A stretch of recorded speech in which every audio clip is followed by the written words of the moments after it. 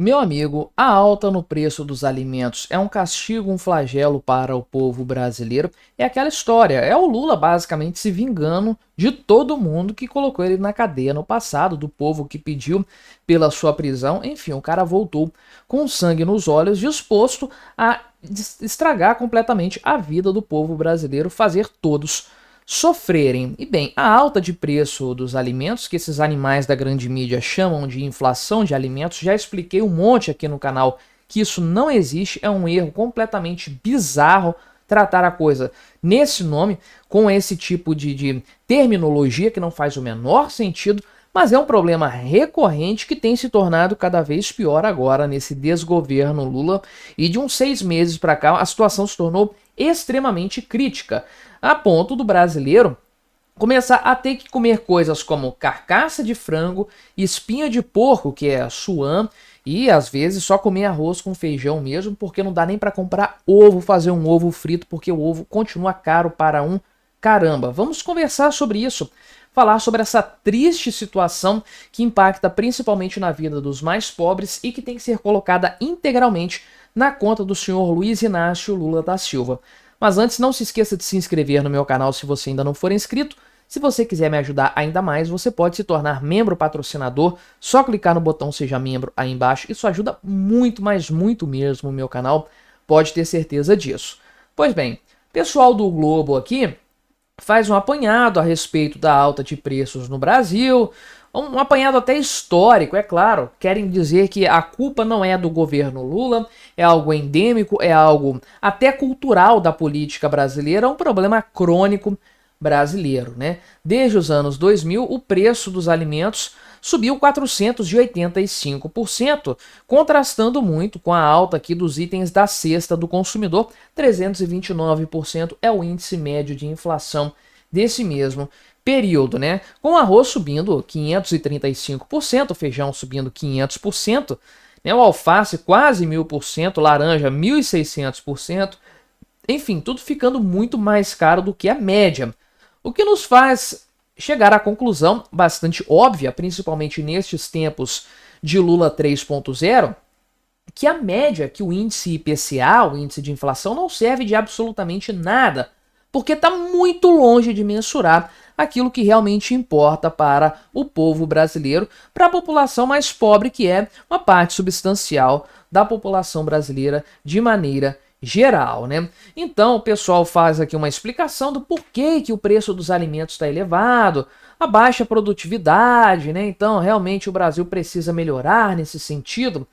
Nada disso aqui, absolutamente nada disso. Baixa produtividade é um problema? Sim, é um problema. Invasão de terra é um problema. A guerra do governo contra o agronegócio é um problema seríssimo. Toda aquela mentalidade anticapitalista que nós temos no Brasil, que piora todos os negócios e obviamente respinga no agronegócio, é um problema também, mas nada disso explica os últimos 6 meses que nós estamos vivendo. Se a gente pegar aí de outubro para cá, talvez até setembro para cá, uma janela, um recorte um pouquinho maior, o grande problema está realmente na questão fiscal do governo Lula, que descambou numa alta considerável do preço do dólar. E isso faz com que o real fique desvalorizado, logo os produtos brasileiros produzidos aqui no Brasil mesmo, né, itens produzidos aqui no Brasil, ficam baratos para o gringo vem e compra. E aí a demanda por esses itens produzidos no Brasil sobe consideravelmente. O que acontece? Nós temos que concorrer com o gringo nessa história, uma demanda crescente lá fora, uma demanda total maior, crescendo ainda, representa um preço subindo e subindo bastante. E os insumos comprados em dólar ficam mais caros, desde itens aí usados para produção, coisas importadas também, enfim, tudo isso fica mais caro, o preço tem que ser repassado para o consumidor final, o preço sobe também. Então você tem essa conjuntura de fatores econômicos decorrentes de uma péssima gestão fiscal no Brasil, você já engatilha o problema. Já tem alta de preço só aí. Aí vem algum choque, como o problema com a gripe aviária lá nos Estados Unidos, uma quebra de safra e coisas do tipo. Esse problema que causaria sim algum incômodo, causaria aumento de preços e tudo mais, ainda que sazonal, Esse problema é potencializado por causa do desarranjo interno. Aí o que era para ser um probleminha vira um problemão, que é o que nós temos agora, com preços disparando consideravelmente. Ou seja, o Brasil não fez o dever de casa certinho, o governo Lula acabou com o real, fez o real se tornar uma moeda extremamente desvalorizada, e por causa disso nós não estávamos preparados para lidar com nenhum tipo de choque, por menor que fosse. Aí veio um choque até um pouco maior, aí, meu amigo, a coisa desandou por completo. Como que fica para o mais pobre isso aí? Porque uma coisa é ficar falando disso.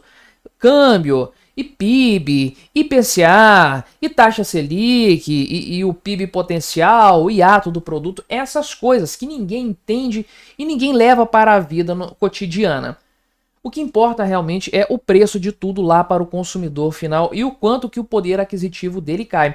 O quanto que o pobre começa a substituir os itens que são recorrentes na sua compra, no carrinho do supermercado, na mesa do almoço, do jantar, do café da manhã, por outros itens, ou mesmo deixa sem esses itens. Porque são algumas etapas que mostram a deterioração econômica. No dia a dia, na prática, no cotidiano, no chão de fábrica, não é o recessão técnica, nada disso, esses termos não. O que importa mesmo é mensurar a queda econômica no dia a dia. A primeira coisa que acontece é o supérfluo ser cortado. Isso a gente já está vendo tem alguns meses.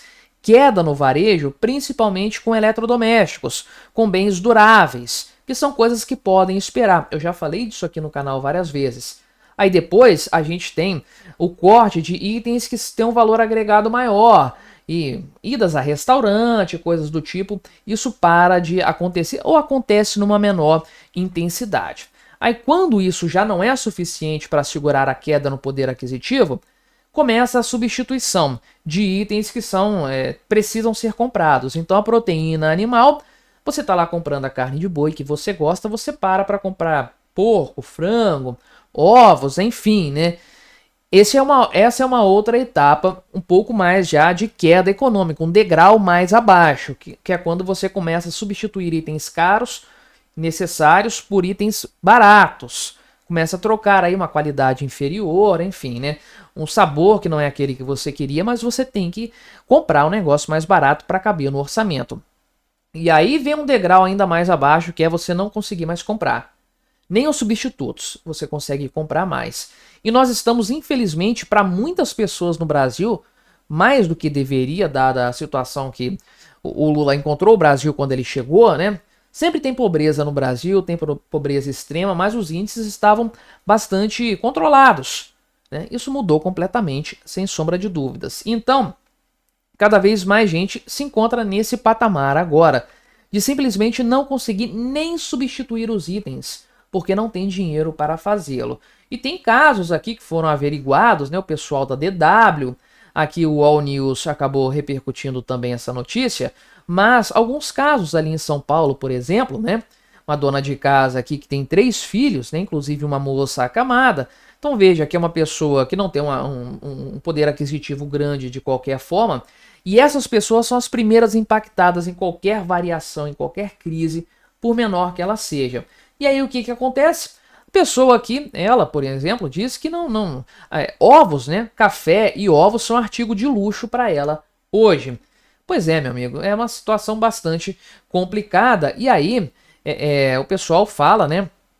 Aqui que a ideia, né, é substituir os itens por coisas mais acessíveis. Então essa dona Ionara aqui, ela substituiu a carne vermelha 6 meses mais ou menos para trás, que é mais ou menos o período que eu falei que a coisa ficou feia de verdade. E aí ela começou a comprar outros itens. Tem dia aqui que ela só come arroz e feijão, não tem mais o que comprar para os filhos dela. E aí, né, falou que eles não gostam de salsicha, que é um negócio muito mais barato. E, bem, ela substituía a carne de boi por ovo, que é um negócio com um preço mais acessível. Mas o ovo está muito caro, não dá para fazer isso também. Tem dia que é só arroz e feijão. E aí ela tem uma estratégia que é comprar a carcaça de frango, né? Direto nas granjas, lá nos frigoríficos, que custa R$ 30 e pesa 4 quilos. Então é um preço muito acessível, sem sombra de dúvidas, né? E aí ela dá um jeito de fazer alguma coisa, uma sopa, né? Uma canja, refogado, e aí isso dura até umas 2 semanas para ela, né? Ela compra também a suânia, que é a espinha de porco, que é uma mistura aqui de osso, carne e gordura suína, R$ 10 o quilo, e aí o pessoal compra, né? Alguma coisa, ela vive de doações também. Enfim, até uma 100 ela consegue comprar de vez em quando, mesmo assim ela passa apertado. E tem gente também, né, que tem uma condição um pouco melhor, que ainda assim tem que ficar fazendo substituição de itens, por exemplo, trocando a carne bovina por carne de frango, que é mais barata, obviamente tem uma qualidade proteica razoável ainda assim, né? O café eles ainda tomam, só que compram o mais barato que tiver, né? Isso aí, todo mundo sabe como é que funciona isso na prática, né? Enfim, a situação está deteriorando bastante a ponto de vários degraus econômicos já terem sido descidos. E, infelizmente, quem paga mais caro essa conta e primeiro é a população mais pobre. Mas me diga aí o que você achou da minha análise, colabore com o nosso debate, se inscreva no meu canal se você ainda não for inscrito e até a próxima.